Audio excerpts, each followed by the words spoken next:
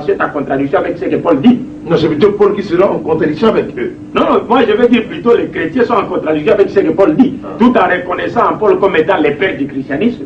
Mais nous voyons ce père du christianisme déclarer clairement qu'il a réussi l'évangile, il aurait réussi de Jésus-Christ l'évangile pour les païens, les incirconcis donc, et que Pierre, lui, a réussi de Jésus-Christ l'évangile pour les circoncis, c'est-à-dire les juifs.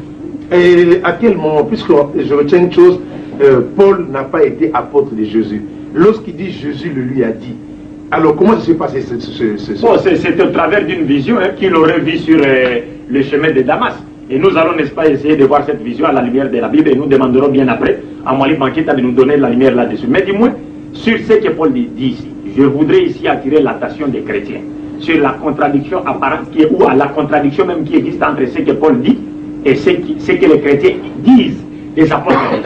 Puisque selon les chrétiens, ils disent que dans Matthieu 28, 19, Jésus aurait demandé à ses disciples d'aller prêcher aux païens.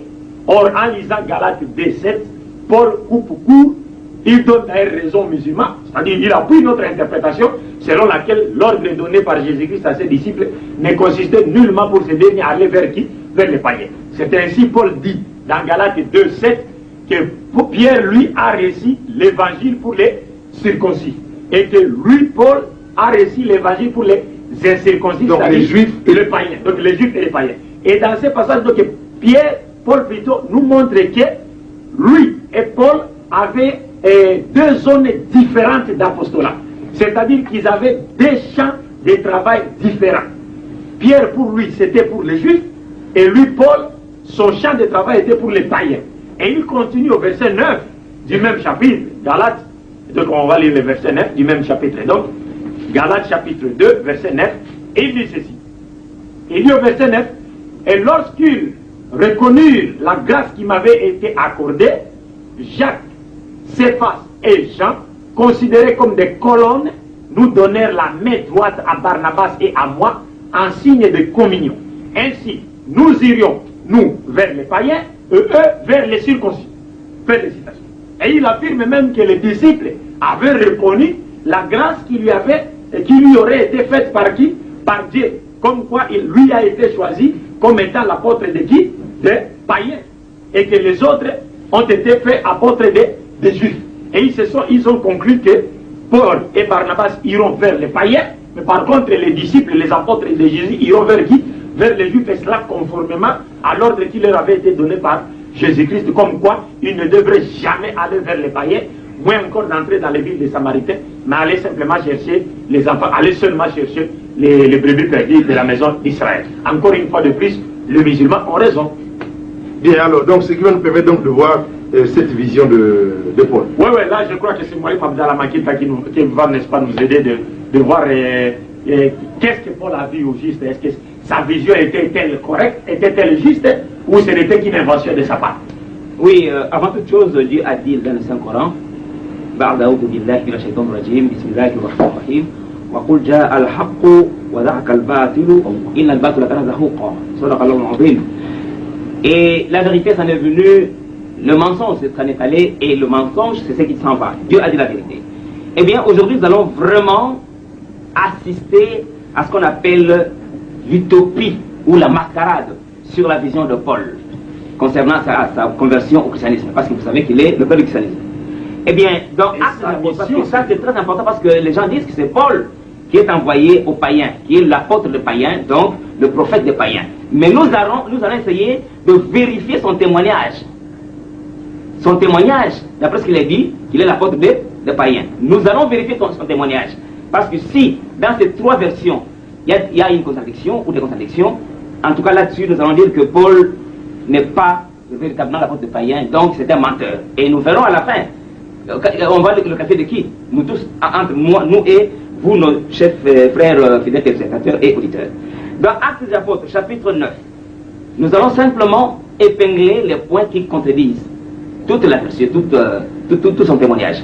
Dans Actes chapitre 9, au verset 3 seulement, nous prenons trois versets, nous prenons trois points. 3 points d'abord, commençons par ce qu'il a dit à Luc, qui était son élève. Luc donne le témoignage. Acte 9, au verset 3.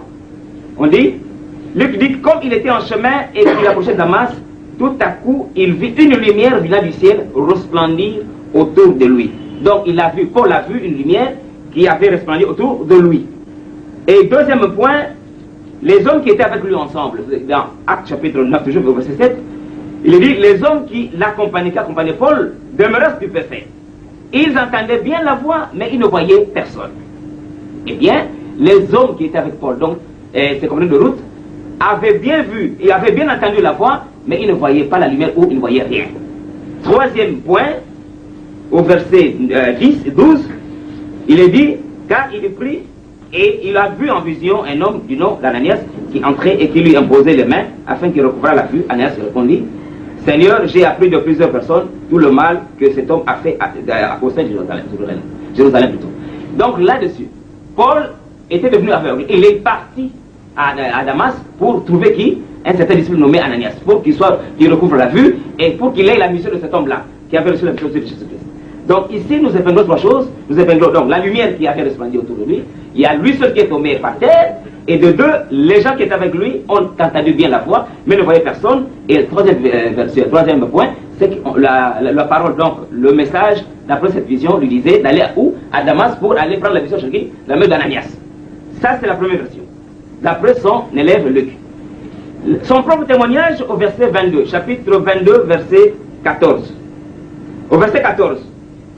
Ici, il est dit, au verset 14, donc prenons verset 9 plutôt, ceux qui étaient avec moi virent bien la lumière, mais ils n'entendirent pas la voix de celui qui parlait. Dans la vraie version, Paul avait dit que ceux qui étaient avec lui avaient entendu quoi? La voix, mais ne voyaient personne. Mais dans la seconde version, les gens qui étaient avec lui virent quoi? La lumière, mais n'entendirent pas la voix. C'est une contradiction qui est apportée dans la première version. Et ensuite, au verset 10, et la parole lui a été adressée en disant, va à Damas, tu verras Ananias et il va te recouvrir la vue et tu auras ta mission de sa part. Bien. Troisième version. Dans Actes chapitre 26 maintenant, au verset 14. Nous tombâmes tous par terre, parce que la lumière était répandue autour de lui et de ces hommes de route. Nous tombâmes tous par terre et j'ai entendu une voix qui me parlait. Saoul, Saoul, pourquoi me persécutes-tu? Il est Dieu de jamais comme tes aiguillons. Fin de citation.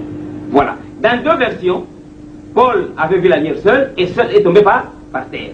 Mais dans la troisième version ici, la lumière a resplendu autour de lui et de ses compagnons. Tous ensemble sont tombés par terre.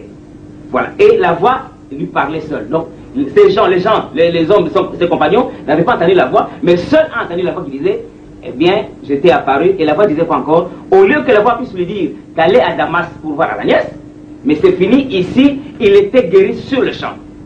Au chapitre 16, verset 16, Jésus lui dit, d'après la vision, mais lève-toi et tiens-toi sur tes pieds, car je te suis apparu pour tes amis ministres et témoins des choses que tu as vécues, tu as vu, des scènes pour lesquelles je te apparaîtrai. Et je t'ai choisi du milieu de ce peuple et du milieu des païens vers qui je t'envoie. Ici maintenant, il ne s'agit pas d'aller voir encore Damas Ananias, mais Jésus l'a guéri sur le champ, il lui a dit, tiens-toi et marche. Il n'est plus devenu aveugle, il a recouvert la vue, et il a dit, va faire le païen, c'est du milieu de ces païens que je t'ai choisi. Maintenant, posons-nous la question de savoir, parmi ces trois versions, une seule question, est-ce que Paul est tombé seul quand il a vu la lumière, ou il est tombé avec les hommes de route, ses collègues de route? La réponse est, c'est compliqué, parce qu'on ne connaît pas la vérité. C'est lui seul qui est tombé, ou c'est lui et ses collègues de route. Deuxième question, est-ce que Paul est allé prendre la mission chez Ananias, à Damas, ou Jésus lui-même l'a donné la mission sur le champ? Point d'interrogation. Il s'agit de Jésus ou d'Ananias? La réponse est qu'on ne sait pas exactement. Donc là, ces témoignages sont faux, parce que c'est entaché de quoi? D'impureté, c'est entaché de mensonge. Maintenant, voyons un peu la nationalité de Paul. Nous avons dit toujours, après, nous allons le qualifier de qui ici? Quelqu'un qui donne des témoignages qui se contredisent, c'est un menteur, un imposteur. Maintenant, quant à sa nationalité, Paul est de quelle nationalité? D'après Actes des Apôtres, chapitre 22, versets 2 à 3. Écoutez ce que Paul dit. Quand il a été arrêté par le tribun, par le gouverneur romain, et devant les Juifs, il devait être lapidé, selon la loi mosaïque. Mais écoutez ce que Paul avait dit aux Juifs. Au verset 3, 2 et 3, il dit, lorsqu'ils entendirent qu'il leur parlait, donc Paul en langue hébraïque, ils redoublèrent le silence. Et Paul dit, je suis juif, né à Tars, en Cilicie, mais j'ai été élevé dans cette ville-ci et instruit au pied de Gamaliel.